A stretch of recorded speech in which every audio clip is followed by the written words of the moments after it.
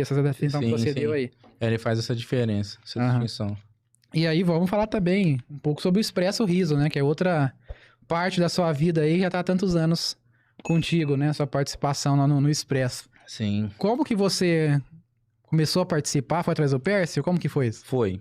E o que é, primeiro? Pra quem não sabe, né? Fala um pouquinho sobre o que é primeiro. Então, o Expresso Riso, ele é um instituto, né? Vamos assim dizer, que ele foi fundado através de pessoas que queriam fazer a diferença de alguma forma e faziam visitas de doutor palhaço nos hospitais. Certo. Basicamente é isso. Certo? Fazer esse trabalho social nos hospitais. Começou com o Pércio e a esposa, Pércio Silva e a Cristiane Corpani. Eles que começaram o Expresso? Foi. Ah, tá. Não sabia que era o criador. Eles começaram. O Pércio já tinha visto algumas coisas, ele tentou entrar no Doutores da Alegria, mas lá você só entra se for ator profissional ou se você for da área da saúde. Aí você pode entrar. Pessoa para fazer voluntariado, não. Até mesmo porque eles são remunerados, né? Ah, não sabia disso. Sim, eles são remunerados. Não sei como que é hoje, né? Mas antigamente, pelo menos, era assim. Tinha as duplas certas, o pessoal era remunerado, ia lá, era contratado pelo hospital para poder fazer aquilo. Já era um trabalho mais elaborado. Sei. Como o Pércio não conseguiu entrar e o desejo continuou queimando de fazer alguma coisa relevante nesse sentido e tal, aí ele começou por si. Fez algumas apresentações e oficinas sobre palhaçaria. Ele descobriu, se eu não me engano, no JV, que ele descobriu lá nos Jovens da Verdade. A parte de palhaçaria dentro da arte ali, né? Que ele descobriu a arte e começou a desenvolver isso. A minha história com o Pércio em si foi assim: os meus pais, quando eles estavam lá no CTB, quando eu nasci, lá no seminário, que nem eu falei lá no começo, os meus pais estavam lá e Obrigado, mano. E a mãe do Pércio cozinhava nesse seminário. E ele já tinha uns 5, 6 anos de idade. A partir daí, beleza. Depois de uns anos, eles vieram pra Ribeirão, ele ficou lá no Geraldo de Carvalho, e eu já era um pouco maior. Como ele também era músico, a gente tinha, de vez em quando, alguns intercâmbios e tal, mas eu era muito pequeno também, e a nossa diferença de idade era grande, e a gente não tinha tanto contato assim, até eu crescer um pouco mais e tudo mais. Quando eu já estava na música e depois eu saí para trabalhar integralmente na música, naquele ano ali de 2015, que foi quando eu saí, a gente se reencontrou, eu e ele. A gente se reencontrou, porque no começo, em 2007, quando eles começaram com o Expresso Riso, foi numa apresentação que eles fizeram num acampamento, eles fizeram lá. Eu quis começar, só que eu era menor de idade ainda. Nessa época, consegui fazer uma oficina só e depois não consegui fazer mais. E aí a gente perdeu esse contato. Ele foi para São Paulo, ficou lá uns anos, depois voltou para Ribeirão e depois só que a gente foi se reencontrar. A gente se reencontrou para fazer Ele tava fazendo algumas ações num projeto com morador de rua, fui levar umas roupas minhas lá. Acabei ingressando no projeto também, fazendo a parte de música lá no projeto. A gente ficou lá por uns 4 anos, 5 anos, ele já tava mais. Mas quando ele perguntou, o que você tá fazendo? Tô trabalhando com música e tal, assim. Falou, vamos ver se a gente consegue andar junto. Isso foi fim de 2015. Falei, tudo bem, vamos andar junto. Logo depois, estourou a barragem de Mariana. E aí, um pessoal daqui de Ribeirão moveu uma ação para poder fazer coleta, captação de recursos ali, para poder levar para lá, né? Água, leite, roupa, mantimento. E encheu 2 carretas. E aí, nós fomos pra lá fazer entrega. Foi uma para Governador Valadares e a outra para Barra Longa. A gente foi para lá, fizemos junto lá. E lá a gente já começou algumas ações. Eles faziam palhaço e eu fazia parte musical. No meio de 2016, já mais pra frente,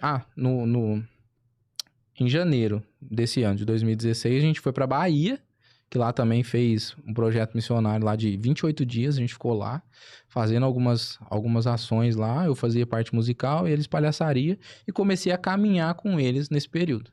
Em 2016 que eu fiz a minha formação de palhaço, lá, um curso mesmo do Expresso Riso, que a gente coloca uma introdução na arte do palhaço, e como fazer isso dentro do hospital. que é uma coisa muito importante, que todo mundo pensa que você ser um palhaço de hospital é simplesmente você colocar uma roupa, maquiagem, peruca e você ir lá fazer gracinha pras pessoas. Essa é a imagem. Ai, você vai lá, palhacinho, nossa. E não é assim, tem muita coisa por trás que ninguém nem imagina. Tem um curso, então. Tem um curso de capacitação, justamente pra gente ingressar na arte do palhaço, pra gente entender o que é o palhaço em si, mas também aplicar essa técnica voltada para o hospital. Que da mesma forma que antigamente o médico, só tinha um médico da família. E ele vinha, ele diagnosticava tudo, ele fazia tudo, mas ele tinha as limitações dele. Hoje em dia, o palhaço se diversificou. Que antigamente conheciam o palhaço pelo circo. Exatamente. E era a referência. Se eu perguntar pra vocês aqui uma referência de palhaço que vocês têm, provavelmente vocês vão falar o Bozo, Patati Patatá. É o que a gente conhecia. O Carequinha, Piolinho, que é aqui da região até. Então, era a referência que a gente tinha. Mas com o passar dos anos, algumas coisas precisaram ser mudadas. Principalmente em técnicas. Por quê? Pensa comigo. Um palhaço de circo. Ele tá lá no meio do picadeiro. Todo mundo precisa ver alguma reação dele. Só que é impossível você ver a reação dele. Porque tá muito longe. Então as roupas dele são muito extravagantes, muito grandes. Ele faz um sorriso enorme na cara pra você achar que ele tá sorrindo. E você vê ele sorrindo o tempo todo, mas nem sempre ele tá sorrindo. Tá falando, tá conversando, tá com aquela perucona, tá com um sapatão e tal. Por causa de distância. Certo. Agora você imagina pegar aquele mesmo palhaço e colocar dentro de um quarto de hospital que a gente encara os pacientes aqui, ó. Que nem eu tô encarando vocês. Não faz sentido. Não faz sentido. Justamente. Até porque é muita coisa, é muito extravagante. Então, dentro do curso, a gente tem essa parte de figurino, maquiagem e tal, mas também a parte de técnica que a gente aborda para se estar dentro de um hospital. Que não é mais a parte extravagante que um palhaço tem no circo, gritar muito, falar muito, gesticular muito. Tem parte de gesticular, normal, só que não tão exagerada quanto num circo, quanto numa festa, quanto palhaço de rua, que são outras técnicas. O de palhaço em si, ele é mais clean, né? A maquiagem é mais leve. Hoje eu não vim com nada, né? Mas a maquiagem é mais leve, o figurino é mais leve. A gente tem a gente leva o personagem aí do doutor, né? Então a gente vai com um jaleco. Então tem tudo isso, né? É todo um pacote junto antes de começar a fazer o trabalho. E a parte de formação, que é um curso em si que a gente faz, hoje em dia reduziu bastante. É o mesmo conteúdo, só que ele foi reduzido. Fez um catadão ali rapidão e joga esse mesmo conteúdo em 4 dias. Vamos supor, 4 ou 3 dias. Que inclusive vai ter agora em abril, vai abrir mais uma turma para capacitação de doutor palhaço. Quem tiver interesse aí, pessoal, entra lá, Expresso Riso no Instagram e acompanha lá as postagens que tá... Inscrições abertas. Isso, as inscrições estão abertas, eu não sei como que tá de vaga lá, mas se tiver interesse, já pesquisa lá pro pessoal, manda uma DM lá que o pessoal te responde. Beleza? Ou se não achar o Expresso Riso, manda pra mim mesmo no meu Instagram que eu te direciono. Mas a capacitação, ela é um início. Né? Ela é um início, ela não te forma palhaço. Você vai se formando à medida que o tempo passa. Lá é só um start para você aprender como se portar, como tratar algumas coisas, como explorar algumas coisas. E a parte principal é preparar as pessoas para estarem bem com elas mesmas. Por quê? Porque a gente nunca dá o que a gente não tem. Então, se a pessoa não tá bem com ela mesma, não dá certo para fazer o trabalho. Independente se são pessoas que... tem gente que fala que é mais sensível, né? Acho que não daria conta de estar no hospital. Fala, nossa, cara, pra mim não dá certo um trabalho desse, não. Tem gente que não gosta nem de ir em hospital. Exato. Né? Nem visitar as pessoas. Exato. E eu achava que eu era esse tipo de pessoa. Que não ia rolar. Porque eu sou mais, assim... contrito, né? Sou mais quietinho ali, me sensibilizo com algumas coisas, sempre fui assim. Eu, particularmente, hoje, com o pouco de conhecimento que eu tenho hoje na área, prefiro trabalhar com pessoas que sejam iguais a mim. Do que, geralmente, aqueles que já são já o outro extremo, né? O cara é o engraçadão, é o que quer chegar metendo o pé na porta e tal. E no hospital não existe isso, né? Teve um vídeo, cara, que viralizou de um... Agora já passou bastante o hype dele, então eu posso falar mais tranquilo. Mas teve um vídeo que viralizou do Batman lá. Não O cheguei cara a que ver. chegou vestido de Batman no hospital lá, a pedido de alguém, e ele chegou metendo a porta, metendo o pé na porta. "Ah, é aqui que tá o fulano de tal, e não sei o quê. No meio do hospital, irmão. Ô, Ele louco. chega metendo o pé na porta e filmou, e o cara falando, né, com... Ah, porque tem que fazer mesmo esse trabalho, e não sei o que lá, é muito relevante, papapá, papapá. Falei, tá bom, cara, né? O cara chega metendo o pé na porta, imagina. A criança ficou ali a noite inteira sem conseguir dormir com dor. Ele dorme 10 horas da manhã com muito custo. A mãe ficou a noite inteira com ele ali sem dormir também. Às vezes já ficou mais, porque a mãe fica ali do lado, né? Mãe, pai, acompanhante, que seja, fica ali do lado acompanhando e mesmo que a criança tá conseguindo dormir, não consegue pregar o olho. Agora você imagina, acabou de dormir, chega um palhaço Chega o abençoado metendo o pé na porta. Oi, gente, tudo bem? Nossa, ela vai matar esse palhaço. Ela vai tacar ele da janela. Vai tacar ele da janela. Que é o mal que geralmente a galera que é mais engraçadona, assim, né? Mais despojada e tal. Vai ter. São as posturas. Mas isso tudo é tratado dentro do curso. Né? Que é por isso que é tão importante. Mas desde então, eu tenho trabalhado, né? De 2016 até agora. Esse ano eu não consegui voltar ainda. Porque eu sofri um acidente no final do ano de carro. Gravíssimo, inclusive.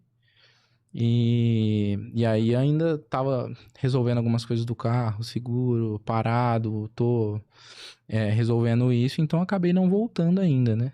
No serviço de voluntariado. Mas tô desde então, de lá pra cá. Teve uma breve pausa no meio, por causa de tratamento em si, né? Com lance de crise de ansiedade, crise de pânico. Uhum. E... que dá até outro dia dá pra conversar sobre essas outras coisas, mas é o trabalho que eu tenho feito desde então. E como que geralmente é com adulto, é com criança ou qualquer um dos dois? Nós Como que funciona isso? fazemos com o hospital todo. Não tem essa distinção de público, né? Tem gente que pensa que é só criança, tem gente que pensa que é só ala de câncer, Uhum. por exemplo. Ah, eu acho muito bonito isso que você faz lá com as criancinhas do câncer e tal. Mas a real é assim, que a gente nunca sabe o que tem. Essa é uma das nossas regras. A gente não sabe o que tem. Porque quando você sabe o que tem, isso limita a sua interação. Quando você já tem um pré daquela pessoa, isso limita o que você vai fazer e o que você vai deixar de fazer. Quando a gente não sabe, a gente age com o que a gente sente. Porque assim, ó, tem a nossa regra principal lá, entre todas. A que mais nos norteia é uma que tem 3 pilares, que inclusive a gente aprendeu lá em Barra Longa. Tinha um missionário lá, o tio Pedro, que ele tá acostumado em fazer ações assim específicas em situações de calamidade, de tragédia. Ele mesmo foi na Boate Kiss, ele é de Contagem, em Minas Gerais, mas quando ele ficou sabendo, ele pegou a caminhonete, foi pra lá pra ajudar no resgate e tal, e outras ações assim, de catástrofes e tal, ele sempre foi. E ele tava lá em Barra Longa, nesse dia que nós estávamos lá, conhecemos ele. E ele que nos deu, assim, esse direcionamento. E o Pércio começou a aplicar isso no palhaço, que foi sensacional. Isso aí foi um divisor de água na nossa vida.